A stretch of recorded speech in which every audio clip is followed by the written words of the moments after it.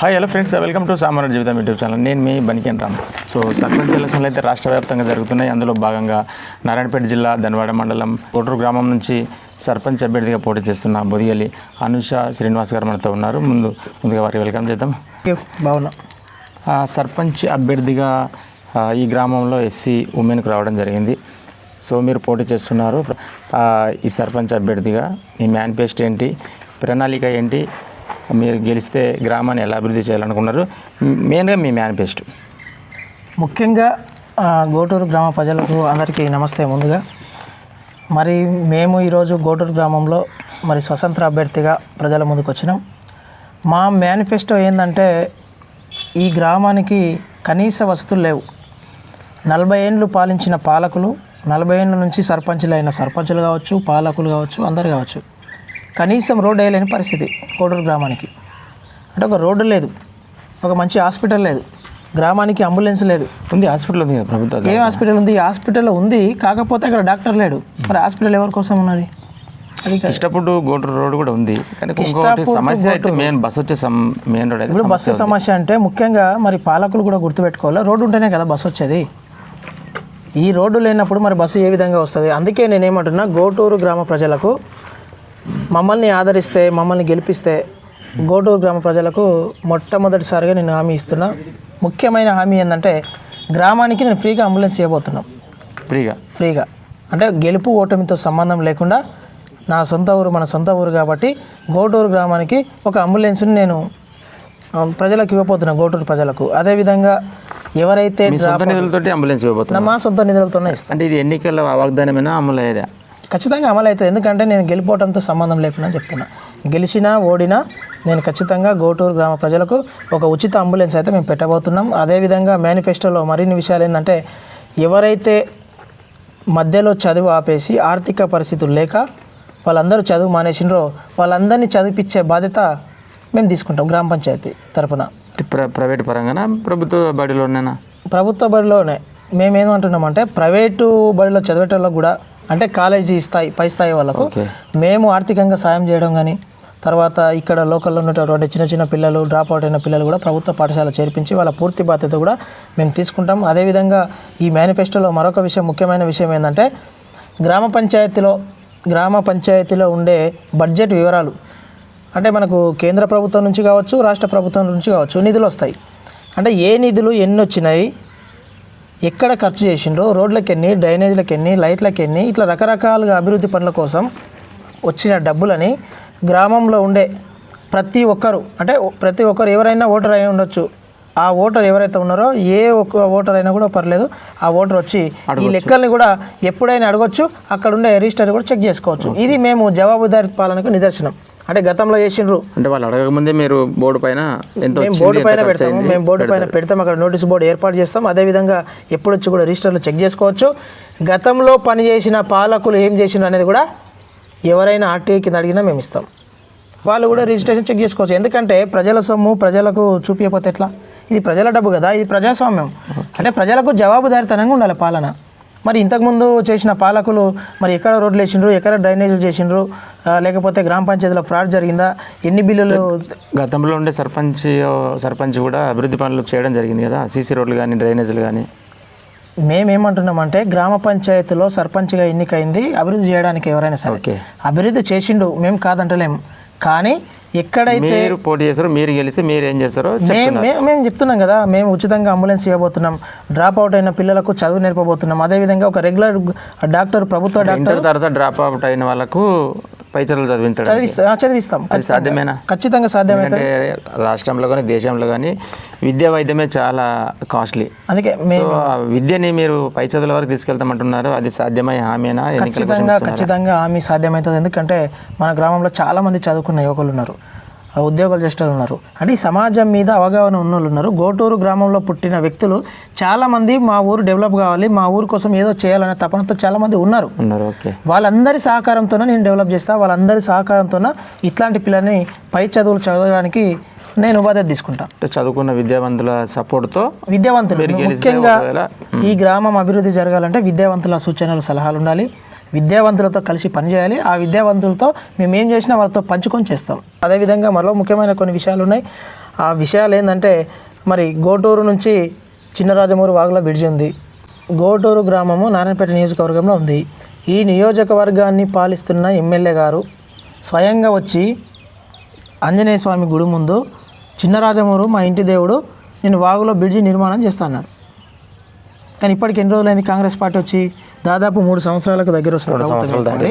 2 సంవత్సరాలు దాటింది కదా. మరి ఇప్పటి వరకు ఇచ్చిన హామీని ఎందుకు నెరవేర్చలేదు? మరి పాలకులు ప్రశ్నించాలి. అంటే రాష్ట్ర ప్రభుత్వానికి సంబంధించి పెద్ద బడ్జెట్ కాబట్టి ఇప్పుడు బడ్జెట్లో పెద్ద బడ్జెట్ నెక్స్ట్ వచ్చే మార్చి ఏప్రిల్ బడ్జెట్లోనే కేటాయించబడుతుందని చెప్పి సమాచారం. నేనేమంటున్నానంటే గ్రామ ప్రజలకు మీరు ఇచ్చిన హామీ ప్రకారము స్పష్టమైన ఒక ఇన్ఫర్మేషన్ అయితే ఇవ్వాలి కదా. ఒక ఎమ్మెల్యే బాధ్యత కదా. మీరు ఎప్పుడైనా కట్టండి దాన్ని. ఇగో ఈ స్టేజ్లో ఉంది, మేము ప్రభుత్వానికి ప్రపోజల్స్ పంపించినాము, ఇగో గ్రామ ప్రజలు చూసుకొని చెప్పాలి. మీరు అసలు దాని గురించి మాట్లాడతలేరు కదా. ఈ కోయిల్సార్ నుంచి గోటూరు నుంచి కోయిల్సార్ వెళ్ళే దారి ఇట్లా లాల్కోట వరకు మరి ఈ రోడ్ ఎంత అధ్వానంగా ఉన్నది. ఈరోజు పిల్లలు బడికి పోవాలంటే బస్సు రాని పరిస్థితి. బస్సు రాకపోతే మరి కాలేజీలకు స్కూళ్ళకు మరి ప్రైవేటు పనులకు వెళ్ళేటువంటి ప్రజలు మళ్ళీ అసౌకర్యంగా ఫీల్ అవుతున్నారు. వాళ్ళకి అన్ని సమస్యలే ఉన్నాయి. గ్రామంలో తాగునీటి సమస్య ఉన్నది. మిషన్ భగీరథ నుంచి వాటర్ వస్తున్నాయి. ఇప్పుడు మిషన్ భగీరథ మేము కాలనీలో తిరిగినాం. ఒక ఇంటి దగ్గర మిషన్ భగీరథ అది ఎక్కడో పైప్ లీక్ అంటే మొత్తం మురికి నీళ్ళు వస్తున్నాయి. మరి దాన్ని చెప్తే కూడా గత పాలకులు పట్టించుకోలేదని అడుగుతున్నారు. ఈరోజు క్వశ్చన్ చేస్తున్నారు. మరి ఎక్కడ ఉన్నాయి? అంటే అన్ని వార్డులలో కాదు, కొన్ని వార్డులలో సమస్యలే కదా. అవి కూడా కొన్ని వార్డులలో ఉన్న సమస్యలే. అంటే తాగునీటి సమస్యని పరిష్కరిస్తాం. ఖచ్చితంగా ఒక ఆదర్శ గ్రామంగా తీర్చిదిద్దే బాధ్యత మేము తీసుకుంటాం. ఇది తప్పకుండా చేసి తీరుతాం. గ్రామంలో ఉండే ప్రతి యువకుడు, చదువుకున్న యువకులు, ఉద్యోగస్తులు, ప్రభుత్వ ఉద్యోగస్తులు కావచ్చు, ప్రైవేట్ ఉద్యోగస్తులు కావచ్చు, వాళ్ళందరూ కూడా ఈరోజు మా వైపు ఉన్నారు. ఊరిని మంచిగా డెవలప్ చేద్దాం అనేది మాకు మంచి మద్దతుగా నిలిచి ఉన్నారు. వాళ్ళందరూ కూడా ధన్యవాదాలు. మరి అదేవిధంగా వాళ్ళ సహకారంతోనే నేను గ్రామాన్ని అభివృద్ధి చేస్తాను. ఇది ఖచ్చితంగా నేను మాటిస్తున్నా. డాక్టర్ రెగ్యులర్గా ఉండడానికి మేము రెగ్యులర్గా ఉండాలంటే ఇప్పుడు ప్రభుత్వ దవాఖాన ప్రభుత్వ డాక్టరే ఉండాల్సి వస్తుంది అక్కడ. అవును, ఇప్పుడు ప్రభుత్వం నుంచి జీతం అందుతున్నప్పుడు ఆయన ప్రభుత్వ సేవలు ఆయన ప్రజలకు అందించాల్సిన బాధ్యత ఉంటుంది కదా. మరి పాలకులు ఎవరు అలర్ట్ చేయాలి కదా ఫస్ట్ ప్రభుత్వం నుంచి మేము అలర్ట్ చేయడానికి మేము ప్రభుత్వంతో కొట్లాడతాం. మీరు అలర్ట్ చేపిస్తారు, మేము అలర్ట్ చేపిస్తాము, కొట్లాడతాం. అవసరమైతే ఆ హెల్త్ మినిస్టర్ దగ్గర పోయి కూర్చొని మేము చేపిస్తాం. ఎందుకంటే మా గ్రామాన్ని అభివృద్ధి చేయాలనుకున్నప్పుడు మేము ఇట్లాంటి పనులు చేయాలి. ఏదైనా ఎమర్జెన్సీ వచ్చినా కూడా గవర్నమెంట్ ద్వారా ట్రీట్మెంట్. ఖచ్చితంగా అదే అంటున్నా నేను. 40 సంవత్సరాలు పాలించిన పాలకులు కనీసం గోటూరు ఇంత పెద్ద మేజర్ గ్రామ పంచాయతీకి అంబులెన్స్ లేని పరిస్థితి. ఓకే, అంటే వాళ్ళు 40 సంవత్సరాలు ఏం అభివృద్ధి కాలేదు ఎవరు? నేనేమంటున్నా 40 సంవత్సరాలలో చేసిన అభివృద్ధి ఏముంటుంది? సీసీ రోడ్లు, డ్రైనేజీలు తప్ప ఇంకేం చేసిన గోటూరు గ్రామానికి? అంటే ఇట్లనే ఉందంటే ఇప్పుడు ఏంది అభివృద్ధి ఏది లేదు. ఏం చేయాలనుకుంటున్నారు? ఇట్లనే ఉందంటే ఇప్పుడు ఒకటి కరెంటు, డ్రైనేజీ, రోడ్డు సౌకర్యం, మంచినీళ్ళు, సర్పంచ్ అంటే ఇవే ఉంటాయి. తర్వాత ఏదైనా చిన్న చిన్న గొడవలైనా అది పిఎస్ వరకు పోకుండా ఇక్కడనే సాల్వ్ చేయడం, మొత్తానికి గ్రామాన్ని ప్రశాంతంగా ఉంచడం, ఇంకా అవసరం అంటే చేయాల్సినవి మెయిన్ ఇవే ఉంటాయి. ఇవైతే చేస్తూ వస్తున్నారు. అభివృద్ధి కానివి ఈ 40 ఏళ్ళ ఇంకా డిలే ఉన్నాయి ఏంటివి? అదే అంటున్నా. ఇప్పుడు డిలే ఉన్నాయి ఏమంటే మొత్తం first Goturu Koilsagar road. Okay, అది ప్రధాన సమస్య అది. తర్వాత ఏముందంటే ఇక్కడ అంబులెన్స్ లేకపోవడం, ప్రభుత్వ పాఠశాలల్లో కూడా కనీస మౌలిక వసతులు లేవు. ఇంకా చాలా కాలనీలలో డ్రైనేజీ సమస్యలు ఉన్నాయి. ఈ డ్రైనేజీ సమస్యలు కూడా మొత్తం ఎట్లయిపోయినాయి అంటే చిందర బందరగా అయిపోయినాయి.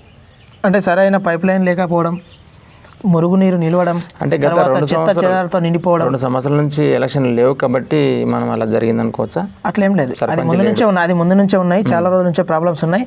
వీళ్ళు ఏదో సోప్ టాప్ చేసి ఒక సీసీ రోడ్ వేసినాం, ఫోటో దిగినాము, తర్వాత ఏదో ఒక నల్ల పెట్టినాం, ఫోటో దిగినాం అంటే కాదు. జనాలు చెప్తున్నారు. మేము గ్రామంలో పోతే జనాలు చెప్తున్నారు. అది ప్రధాన సమస్య చాలా ఉన్నాయి. సమస్యలు లేని గ్రామం ఏం కాదు ఇది. చాలా సమస్యలు ఉన్నాయి. ఈ సమస్యలన్నీ కూడా పరిష్కరించాలంటే మాలాంటి అవకాశం ఇస్తే చిత్తశుద్ధితోనే మేము పనిచేస్తాం. ఒకవేళ అవినీతికి పాల్పడిన ₹1 మేము అవినీతికి పాల్పడినా తక్షణమే మేమే స్వచ్ఛందంగా రాజీనామా చేస్తామని చెప్పి గోటూరు గ్రామ ప్రజలకు నేను హామీ ఇస్తున్నాను. మీ గెలుపుకి ఎలాంటి అవకాశాలు ఉన్నాయి? ఏ వార్డు ఎన్ని ఓట్లతో మెజారిటీతో గెలబోతున్నారు? మీకు గెలిపే అవకాశాలు ఎలా ఉన్నాయి? మెజారిటీ అంటే మేము చెప్పలేము, ప్రజల తీర్పు అది. కానీ ఖచ్చితంగా అయితే గెలిపే అవకాశాలు ఎలా ఉన్నాయి? ఎలక్షన్ ఖచ్చితంగా మేము గెలుస్తాం ఖచ్చితంగా. అంటే ఇప్పుడు జనాలకు మేము ఏం చేస్తున్నామో చెప్తున్నామండి. మేము ఏం చేస్తున్నాం జనాలకంటే మేము ఏవి ఇవ్వబోతున్నాం, గ్రామానికి ఏం చేయబోతున్నాం అని మేము చెప్తున్నాం. మా మీద కూడా జనాలకు నమ్మకం ఉంది. ఒక చదువుకున్న వ్యక్తిగా, రాజకీయ నాయకుడిగా మా మీద కూడా జనాలకు అపారమైన విశ్వాసం ఉంది. మేము గ్రామం దగ్గర అంటే ప్రజల దగ్గరకు పోతే మాకు ఇదే చెప్తున్నారు. ఖచ్చితంగా మమ్మల్ని ఆదరిస్తారు, ఖచ్చితంగా మమ్మల్ని గెలిపిస్తారు. భారీ మెజారిటీతో మాత్రం గెలవడం అయితే పక్కా ఇది. అది ఎంతమంది మెజార్టీతో భారీ మెజార్టీతో చరిత్ర తిరగరాస్తాం ఖచ్చితంగా ఇది. ఎందుకంటే యువరక్తము, యువకులు వాళ్ళందరూ కూడా చదువుకున్న వ్యక్తులకు మద్దతు ఇవ్వాలి. మీలాంటి వ్యక్తులు అయితే ఊరిని డెవలప్ చేస్తారు. ఇప్పుడు మేము కూడా అదే చెప్తున్నాం. నేను సర్పంచ్గా గెలిస్తే గ్రామంలో ఉండే చదువుకున్న మేధావులతో కలిసి నేను పనిచేస్తా అంటున్నా. అంటే ఇప్పుడు 12 వార్డులలోకి వెళ్ళి అందులో విద్యావంతులు కానీ సాధారణ ప్రజలు కానీ ప్రతి ఒక్కరు వేస్తేనే గెలిచే అవకాశం ఉంటుంది. సాధారణ ప్రజలు కూడా మమ్మల్ని ఆదరిస్తున్నారు. సాధారణ ప్రజలు కూడా మాకు చెప్తున్నారు, మీకు ఒక అవకాశం ఇస్తే బాగుంటుంది, మీరైతే చేయగలరు, మీరు మంచి రాజకీయాల్లో ఉన్నారు కదని సామాన్య ప్రజలు కూడా మేము అందరికీ సుపరిచితులమే. సామాన్య ప్రజలు కూడా మేము చాలామందికి చాలా సేవలు చేసినాం. వాళ్ళందరూ కూడా ఈరోజు మాట్లాడుకుంటున్నది ఏంటంటే మీకు ఒక అవకాశం ఇస్తాం, మీకు ఒక అవకాశం ఇస్తాం. అది గ్రామంలో ఉండే ప్రతి ఒక్కరు అనుకుంటే సాధ్యం. గ్రామంలో ఉన్న ప్రతి ఒక్కరు కాదండి. ఇప్పుడు 2600 ఓట్లలో ఒక 2000 ఓట్లు పోలైనా అందులో 800 మంది మాకు మద్దతు ఇస్తే చాలు. 800 మంది మద్దతు ఉన్నారా? 800 మంది కంటే ఎక్కువ మంది మద్దతు ఉన్నారు మాకు. ఖచ్చితంగా చెప్తున్నా నేను, భారీ మెజార్టీతో మేము గెలుస్తాం. ఊహించని రీతిలో గోటూరు గ్రామ పంచాయతీలో రిజల్ట్ వస్తుంది. యువతకు ఎలాంటి సౌకర్యాలు, చదువుకునే పిల్లలకు కానీ ఇంకా యువతకు కానీ ఒక లైబ్రరీ లాంటిది ఏమైనా ఏర్పాటు చేయబోతున్నారా?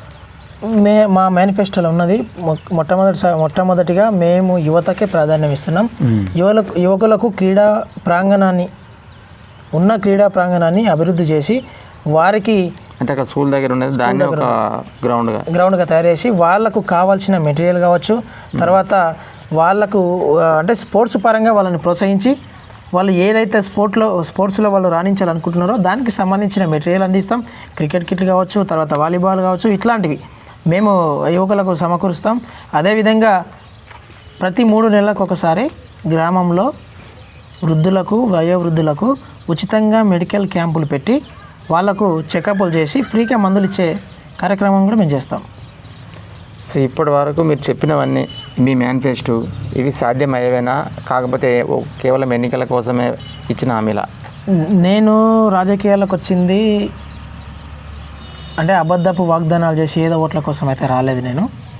నేను ఖచ్చితంగా ఇవన్నీ అమలు అయ్యేటివే. ఎందుకు ఒక అంబులెన్స్ అమలు కాదా? అంటే డ్రాప్ అవుట్ అయ్యే పిల్లల్ని కనీసం ఒక 10 మంది, 20 మంది, 50 మంది ఉండొచ్చు. ఈ 50 మంది కనీసం 50 మందిని చదువుకునే బాధ్యత తీసుకోవడం పెద్ద పనేం కాదు కదా. ఇది ఎందుకు అమలు కాదు? ఇవన్నీ డబ్బుతో కూడుకున్నాయి కదా. నేను అదే చెప్తున్నా, గ్రామంలో ఉన్నటువంటి చదువుకున్న వ్యక్తులు చాలా మంది ఉన్నారు. వాళ్ళ సహకారంతో మేము చేస్తాం అంటున్నాను. అందరూ సహకరిస్తారు ఖచ్చితంగా. ఎందుకంటే ఈరోజు చదువుకున్న వాళ్ళందరూ కూడా గ్రామం బాగుండాలని కోరుకుంటున్నారు.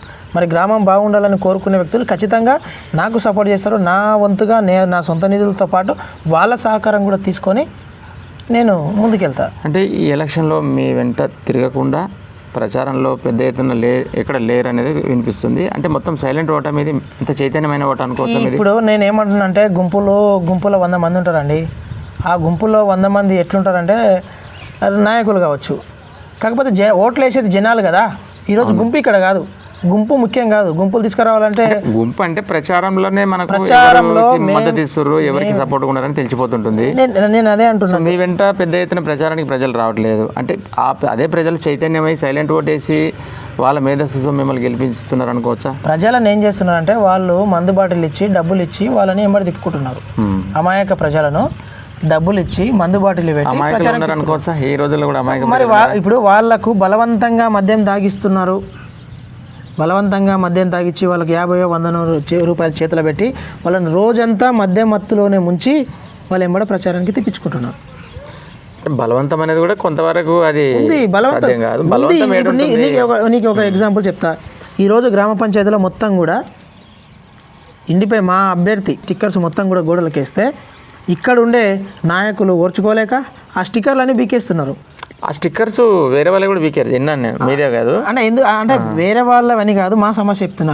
ఇష్టం తాత్కాలికంగా ఆవేశపూరితంగా జరిగేటివి అవి ఆవేశపూరితంగా కాదు, ఒక ప్లాన్ ప్రకారం జరుగుతుంది. ఎందుకంటే మేము గెలవబోతున్నాం.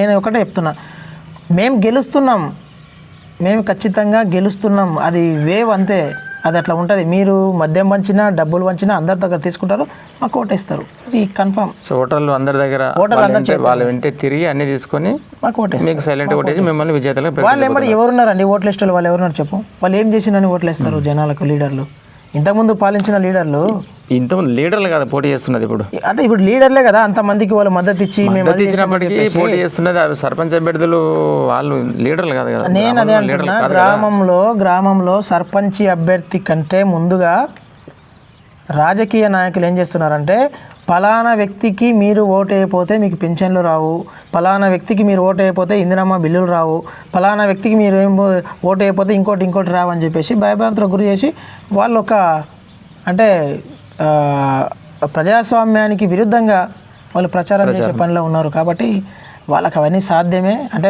ప్రజాస్వామ్యాన్ని ఉల్లంఘించడం వాళ్ళకి తెలుసు, జనాలను మోసం చేయడం తెలుసు, మభ్యపెట్టడం తెలుసు, లిక్కర్ వంచడం తెలుసు, డబ్బులు వంచడం తెలుసు. కానీ మేము అట్లా కాదు. మేము గ్రామాన్ని మార్చాలనుకుంటున్నాం, ప్రజల జీవితాలు మార్చాలనుకుంటున్నాం. కాబట్టి ఖచ్చితంగా మాకు మద్దతు ఇస్తారు. సో అంత చైతన్యమైన సమాజం ఉందా? చాలా మంది ఉన్నారు చైతన్యమైన, చాలా మంది చైతన్యమైన.